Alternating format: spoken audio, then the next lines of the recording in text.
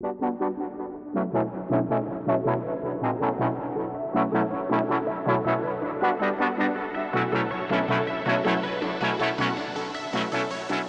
right, guys, I am here with SpankySully. Guys, this is an amazing creator that I know you guys know. You may go, wait, do I? And I'll be the first to tell you, yes, you do, and I'll show you why in a minute. SpankySully goes by the name Kyle, so I will be calling him Kyle through the rest of this tutorial. But I wanted to just take a moment and introduce you. How you doing, Kyle? How's it going today? Good. How are you doing? I'm doing well, thanks. I'm doing well. Not too bad at all. I just wanted to take some time and speak with you and really kind of dive into what it takes to get featured in Fortnite Creative. I think there's just so many questions that people have and they go unanswered. And from somebody who is featured, I feel like I see your name all the time when I'm loading in the creative maps. You're the perfect person for this. Okay, so before we kind of really dive into what gets somebody featured and what some of those tips or tricks are, I want to show you out. This is my time to really kind of put you on a pedestal because I respect you so much, Kyle, and I want people to see what you've done. Guys, this is being recorded on February 17th, Wednesday, February 17th, and right now, Kyle is featured twice, right? Is that still the case? No, it went away this morning. Oh no, both of them are they both gone? No, just the one. So I was featured in the center portal for the event. Yeah. What event? I don't even remember what the event was, but it was a social deduction type game. So I made the card game Go Fish, and it was featured. I saw it yesterday. Yeah. But there's one more. Okay, let's see the other one. Let's go check that out. Why don't we go through the official way to get there? Yes. Through the combat portal. So if your viewers don't know, these are how you normally would access more matchmaking maps through these portals. Yusa, which is how you pronounce the guy who made the hub, YU7A. Weird. He made it so that you can actually access them just like by turning around, which is nice. Oh, that's pretty cool. Yeah, right here. You were featured right here yesterday. Yeah. I want them to know where you were. Your spot was right here yesterday. All right. So look for his name. Look for his name, guys. You will see it pop up. Trust me, I know. We'll go through the combat. Okay, games. let's do it. And this takes us to, I think it's usually, what is it? 8? Oh, there you are, dude. I see your name. Yeah. So here's Bush Wars. Let's go in. I mean, maybe we could take a look at this on your island. Do you have this saved? Yeah, let's go. Yeah. Let's take a look. Yo. Oh, the sound went completely dead on my headset. That's exciting. No, it's the map. Oh, good. Okay, that's cool. So this is great. Look at this. Can I just tell you right now, the first thing I want to call out is the fact that your text, you are so creative with text. I can't get over it. Like every map I go into, you have a creative title. Yeah, I really try and make the pregame lobbies stand out. And yeah, this first thing I want to do is when people come into the map, I want them to actually see something that they're going to enjoy. Audio is off. There's a strange thing that's happening with it's not an option in game. Huh. I'm sure maybe you've seen, but I'll give you edits so you can fly around. Okay, I just have to fly around in a very unique way. Okay, so basically there's an audio stream. How can I not hear anything? Yeah, I'll explain. Yeah. Sorry, I'm so excited that I can't even. Okay. So within Fortnite, there's like different like streams of data that's coming through. Okay. There's your video stream and stuff. There's also an audio stream. The audio stream can only play so much at a certain time. And if you play too much, no other audio can play. Interesting. So I'm gonna warn you. If you look far over there, you may see like some like little yellow. Yeah, I see those. So those are an unreleased prop, so they may be being deleted soon. Got it. They're from the lighthouse, and they make a lot of noise. So we can fly over. They're loud. Well, But the audio is only playing in this area, and it won't allow any other audio. Wait a minute, those are unreleased props or in my map because I got them out of a prefab. So no, these ones are rotating and have audio. Oh. I'm so nervous for my ears. It's okay, it's not that loud. That's so funny. You have the rotating ones. It's dope. So that cuts off all the audio in the rest of the map, and then you can blow them up to give audio back to the players. Wow, and that's what the explosive device is. Okay. So the last minute of this map is the audio turns back on, so you can like kind of find your other players. And it's like just like a really surreal experience, just like inside these bushes with a charged shotgun and no sound. You can't hear anything. Yeah. Obviously, a really quick build. I won't argue that. Like, but built in an hour. But it was just like such a cool idea I wanted to do. The fact, but that's okay. So this actually gets into the conversation, though. It doesn't necessarily mean that you have to spend months building something, right? Like, it's not necessarily give us the most detailed, craziest build I've ever seen. It's give me something simple and functional that's enjoyable to play. Yeah, the experiences is what they care about. If people want to play the map, then they'll feature it. And so I have a question about that. That's actually a really good question. Like, do you just know based on the fact that you've been featured so many times what is a playable map? Or how do you know what Epic's idea of what a playable map is? Like, so like when you say that, I kind of go, well, what does that mean? Like, what are they looking for? You know what I mean? Like, is everything need to be unique? Yeah. Are Zone Wars out now? Should I not even focus on that? You know what I mean? Like, what's your advice? Well, with something like this specifically, it's PvP combat, and that's always going to be popular. And throwing a new twist on it, I think, is always going to be something that they're going to be looking for. Right. I'm looking for like the next thing. With this, I just thought it'd be, box fights are super popular, and I was like, what if I just put them all in bushes? Like, how funny would that be? And then I was like, oh, I can turn the audio off. So I'm like, I'm gonna turn the audio off, and then you're just gonna be in here, and you can't hear anything, you can't see anything, and then all of a sudden someone pops up out of your face, and it's just such a cool little what an experience. Yeah, and so what you created here is something unique, right? Like you just said, and you created something that people play and they go, I've never played anything like this before. And I think that's definitely a map type. But I don't want to discourage people like myself, because I will be honest with you, this is where I do not shine as a creator. I can make a Battle Royale map, I can make a Zone Wars map, I can reinvent those things, but I'm not good with like the original gameplay ideas. I'm just not. Like, is that it for me? Like, do I have a chance at getting featured if that's the case? I don't think that's like where the line gets drawn. Okay. There's obviously been tons of like, let's say, normal Zone Wars maps, normal mini VR maps featured.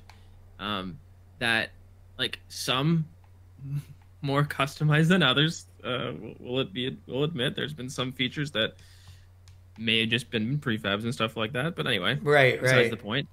You mentioned prefabs, so I was just curious, with prefabs anyway, don't use them if at all costs, right? Like, only if you have to. I think if you're trying to get featured, you should be creating your own structures and things. And maybe creating your own, quote unquote prefabs that you can put around your map. Yeah, absolutely. I mean, and I think that makes sense. And in all the tutorials that I do, I always tell people, like, don't use a prefab, but you can be inspired by a prefab. Like, absolutely. Yeah, like I took you into my Battle Royale map yesterday, and you saw a version of Tilted Towers in there, and it looks very similar. Like, there are, and it's because I'm using the same building pieces, right? And the reason I did that is in one of my videos, I was showing people how you can throw a prefab down and take elements from it as long as you're building your own boxes, your own rooms, your own, and not, you know what I mean? And coming up with your own prop styles and stuff like that. Then at least it's not a complete ripoff, right, of a prefab. Yeah, and one thing I think is really important too is Fortnite has done such a good job at creating these memorable houses and layouts that players are used to. So using the prefab isn't bad. Like, and using them as inspiration is actually really good because Epic Games has a certain style of building these houses and the layouts that they've been using, and the players are used to it. You don't want to change that and ruin the experience or make the experience confusing. Right, right. That makes sense. Do you have any tips for people watching where they would, want to get featured? And just based on, you have a real in with the devs. You've worked with the devs. You're very active in the Fortnite community with other big creators. What would you give as advice to an up-and-coming creator who just wants to get featured? They already have a code. They already have their code. They just can't seem to get featured. What would you tell them, or what would your advice be?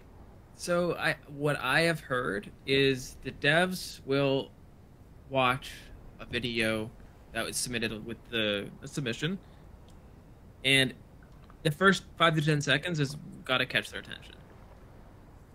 So if you're not doing anything, if you have like a really long intro, or you're just like showing like your entire map, it's not gonna cut it. They don't care about a fancy trailer. They want to know the gist of the map as quick as possible, kind of thing. So got it. Doing that, I think, really helps. That makes sense, because I made a trailer for mine and that's what I submitted, but it doesn't tell you anything. No. And like, I've submitted trailers in the past too, but nowadays I just usually do like, this is the map, this is how you play, this is it. Wait, so do you do a narration video just for them that's unlisted, or what do you do? No, I usually just do like text pop-ups. So you might have seen my Hungry Santas. It was just like run to the middle, and I said the pop-up, it was like throw the ball in Santa's mouth, and then I had like a +1 pop-up as if they were getting scored. Dope. Okay, so you didn't use your audio, you just used text to communicate, and you let the music kind of bring you into the world. Exactly. Got it. That's really helpful for us, because even me, I'm learning something right now. Honestly, like I'm horrible at this stuff, and that's why I brought you on, because I'm not the guy for this. So for you, it probably makes more sense to create your awesome trailers for your community. Sure. But then create a simple one to submit to Epic Games. Got it. Right? It's just like, but this is the map, this is why it's awesome. And maybe you could even like, show one of your events happening like within a couple seconds. A cool idea. That's awesome. That's actually really smart. So like if somebody was creating the big thing right now, at least with my community, is making your own battle royale map. And I don't know if you've ever tackled that. Have you made a battle royale map? Not personally. We made one. Me and my team made one for Samsung. That's amazing. We made the 50-player battle royale map. It was in the hub in the summer. It was the first 50-player battle royale. By the way, guys, at the beginning of the video, I will say this in an intro, in the outro, and I'll say it again right now. If you haven't already, make sure you're subscribed to SpankySully. All of his information is going to be in the description below. His Discord, his YouTube, and anything else he gives me to put on there, it's all going to be in the description. This is a man worth following. I promise you guys. Yeah, that's helpful. But so getting back to it just for a minute then. So for battle royales then, do you see battle royales get featured a lot, or is that like kind of way of the dodo now? They're pretty rare. Okay, they are pretty rare. Combat. I think most likely they would be either in combat or practice. If there was one. But you never see one in the actual featured area anymore. Very rare. I don't remember the last one that I actually saw. Interesting. Okay, so that might be like not a thing then, maybe, right? Like it will feature them. Yeah, but not in the main area here. No, they will. Okay. It's just when kind of thing. Got it. Not something that is necessarily abundantly popular, I don't think. Right. There are people like you and some other ones that have really popular mini BR series happening. Right. But, well, and that's okay. I mean, it's good to know, you know what I mean? And guys, just so you're aware, like SpankySully, Kyle does not work for Epic Games. He's literally just giving you his advice. So, just because we're saying, well, they don't always get featured, doesn't mean your BR can't get featured. We're not, Based off my experience, it's not necessarily 100%. Yeah, I just want to make sure, too, so my viewers are watching this and not going, I'm going to just delete my map. Like, don't do that, guys. Like, keep going. No. But he's just saying from experience, he hasn't really seen them in this area of featured, like in the front area. anything you want to show us as far as titling goes? Like, that seems to be your forte. Like, your most recent one, the card game, I noticed the fish sign looked pretty dope in that. Like, it looked really unique. You want to get noticed by players? You have to make good-looking thumbnails. Epic is working to give us better tools to create nicer thumbnails, so we can do stuff that, you know, maybe something like this, which is like a custom render. Oh my gosh, that would be amazing. So, currently, only hub winners are allowed to have custom renders. So Yusa actually commissioned this by a 3D artist to make. Right, and you can hire like a Blender artist to do something like this. Yeah, exactly. So that was, you know, only right now, the only people that can actually do that are hub winners. We got to make our own, you know, in-game. So that's where, like, got it. Using things like this, there's a fish stick, and I have a font that I recently gave you, created by someone in the community named Skittles. Yeah, and I'm so grateful. Thank you so much for giving me that font. It is floating. It's floating around the community. So if your viewers can find someone who has it, they can, you know, copy it over, and you start using it for themselves. Like, it doesn't have to include text. It doesn't make it a good thumbnail to include text, but you're really good with your thumbnails. Like, look at his load and lot. Whoa. Okay. So, like, what? This is a card game, right? So I wanted to make a playing card. Yeah, but what is this? Like, oops. Actually, guys, you know what? It just said supported creator, SpankySully accept. Yep. All right, do this, guys. Do this. Okay. So I just think it's important for people to see all these like different elements, you know? Yeah, like how it came to be that thumbnail is important. Because they're like, where is it on this map? Like, how does it make sense? And guys, just so you're aware, this is literally a fully automated Go Fish game. Like, his mechanic game is out of control. So what you'll see when you first come up is... Whoa! No way! So this is the mini-map. I wanted to have it above the playing field. This isn't the thumbnail. That's not the thumbnail. The thumbnail's over here. What? Okay, okay. So, and the reason I moved it is simply because the water over here wasn't rendering in the mini-map, and I had to bring it above the text, which I didn't like for the thumbnail. So I redid it over here. So you just somewhere on your map just go like this, and then that's where you aim the camera, and then then you take your photo. Exactly. And guys, so look at this. Is how he took his thumbnail. And it looks messy when you get close to it, but it's from above it looks good. Yeah, no, I mean that's what's so cool though is like you don't have to like your map right now. I'm seeing it. It just all your mechanics. Wow, I just can't even with the mechanics. Oh my gosh, like I don't know anything, guys. I'm gonna give up creative right now. I don't know anything. After seeing this right now, I just feel like I don't know anything. This is incredible. Like usually I'm a little bit more organized. Yeah, but you didn't think I was gonna come in here and show off the back end and then like show everybody. I don't think that was in the cards when you made this. No pun intended. Ooh. So this is great. I love the thumbnail idea though. Just off on one side of the map using this text that's floating around right now. Thank you, Skittles. Thank you, Skittles. Yeah. Skittles is amazing for doing that. But guys, so these mechanics, oh my god. Yeah. So again, sometimes when you're setting a thumbnail image, it doesn't show exactly what you want. I'm not sure if you've noticed that. Yeah, I have. Oh yeah. So I've gotten pretty good at aiming this camera. So when you go into your set photo in your island, what you want to do is you want to go to obviously where you want to take your thumbnail image, but you want to zoom in way more. So where I'd want it to be right now, you'll see in this little clip. Yeah. You're gonna send me that clip. Guys, I'm inserting clip here. Okay. It's so much more zoomed in than it looks on the matchmaking portal image. Interesting. For some reason, that's just how their camera works. And I think it's also a little bit more to the left. So you want to zoom in probably about 25% extra. Because it's going to crop out regardless. Yeah, it'll zoom out. So zoom zoom in about 25% out in, and then you'll have a little bit to the left. This is another really good question for you. What I'm noticing right off the bat when I'm in your map, you're sitting at right around 50,000 memory. Is that a memory requirement set by Epic Games? No, there's no memory limit for being featured. There is no memory limit for being featured. Do you think there is a memory, but is there a memory guideline that people should follow? Like, I know for the hub, it's 35,000 memory, right? Yeah. Okay.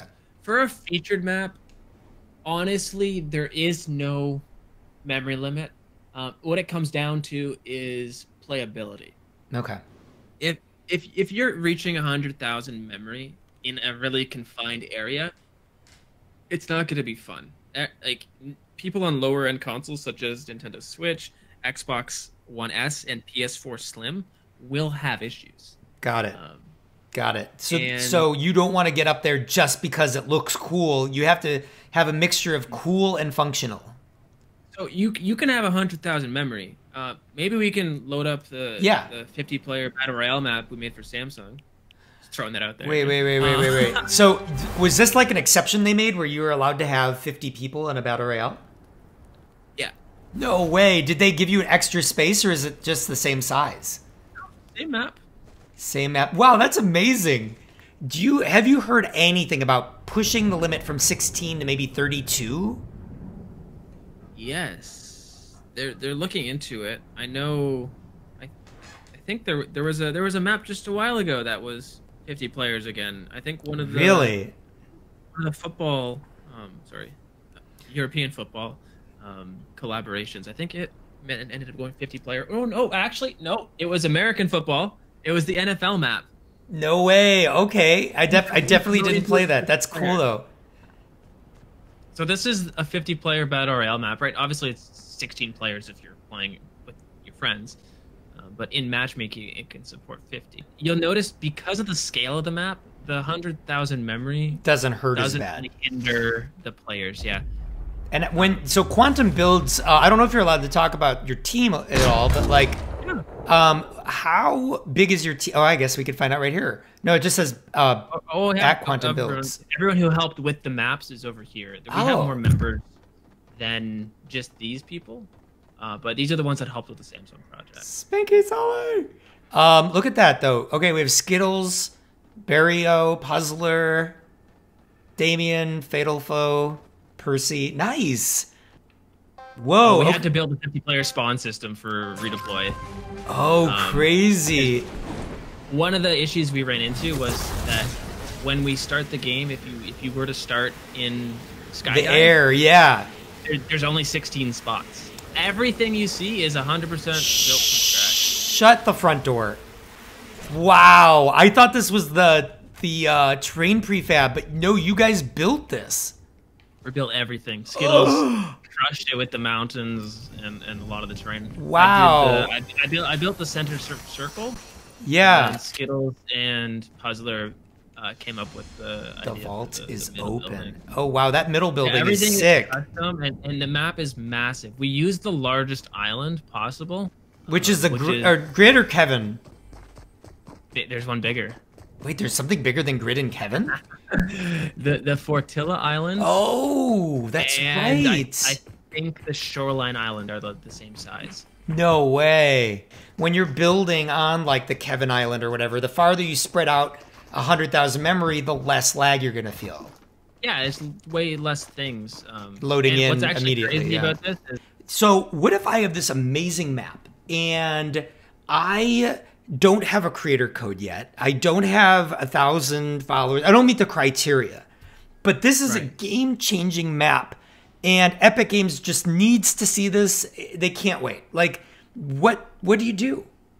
So what happens when a creator like that submits a map, and well, how do they submit a map? I guess that's the first step. Well, anyone can go and submit a map. You can. Okay. But when they do it without an active supporter creator account, it'll just get denied instantly. Oh. Which is unfortunate, but there's hope. Like myself, we didn't have 1,000 followers when we got our creator codes. No, I didn't. I had like 300. Exactly. So they were doing that for a while, where people would, like what they do from Epic, and they'd say, "Oh, we like this. We want to invite you to the program," which is how you and I got our codes. Yeah. But that was once upon a time. They are still doing that. Okay. Oh, and it's a lot more open now. Really? So all of your viewers can get creator codes. Okay. There's going to be a certain, I guess, level of creativeness and detail and stuff that they're looking for. They're not going to give absolutely everyone a creator code. But I've noticed it's really growing since Support a Creator 2.0 came out. Like, I've noticed a ton of people that have been begging for codes now saying, I have a code, here's my map. Mm-hmm. Yep. So there's a form. Maybe you can link to it in the description. Yeah, I'll throw it in the description. And I'll give it to you. Thank you. It's a Google form, but it's official from Epic Games. And what they want to see is you flying, or a little quick video of you flying around your map, with your phone out, going through the game settings, verifying that you've actually built what's in front of them. That's what they're really... They want to make sure that you're not in somebody else's map stealing their content. Exactly. They want to see what you've done. And then again, if it's something that you built with your friends on your island, that's fair game at that point, because it's your code, it's your island, and all that. They want to see what you're capable of. They don't want to see you build a 1v1. Yeah, they don't want to see that. They don't want to see that. They don't care about how cool your 1v1 is. And yes, obviously there are 1v1s that are very popular, but they're not gonna give a creator code. Again, my opinion. Yeah. 100% my opinion. I don't see them giving a creator code to a copy of like a 1v1 map. Got it. So what? A better version of BHE, and it's like they don't really see it as that. So this is actually a really good question. Then, what would you say is a good map to build? Like, let's say I'm sitting here on a blank. I'm sitting here staring at the island template screen, right? And I'm like, what do I make to impress Epic Games? Is there genres that people should be focusing on? You know what I would do? I wouldn't even build a map. Huh. I would build something artistic. Either, if you want to do a sculpture or you want to build a really cool building, just to show them what you're capable of. Wait, really? So you can get a code just for something that simple? Yes. Wow. I didn't know that. Yep. So are there featured maps in the game where... So this isn't even about getting featured. This is like, wow, you impress us so much, we'll give you a code so you can make maps. Yeah, and then you could get featured. Wow. Sorry, I'm really shocked by this. I'm really shocked by this. This is great. Yeah, it's really cool. And but you want to make sure like you're showing them your best work. Yeah, oh, of course. Like, you're not going to be like, hey, look this is the first thing I built a year ago. Right. But yeah. That's so good to know. I mean, this is gold. What you're telling us right now is we don't even need to worry about mechanics necessarily if our design is so good that when they see it, they go, I want this person out there publishing codes because I think that this is somebody that would be good for the community and could possibly get featured one day. I think that the biggest takeaway from this entire conversation is after seeing all these maps and we see BRs and we see these games that you've created, which when I see them, I'm going to be honest, I get very intimidated when I see maps from you because you're such an amazing creator that I even go, wow, I don't think I could ever get featured. But I think, if you could give some words of advice to me who's never been featured and to the other people out there who have never been featured, is it all about mechanics and gameplay, or is it more about like just the feel? Like I go in there and I feel like I had a good time.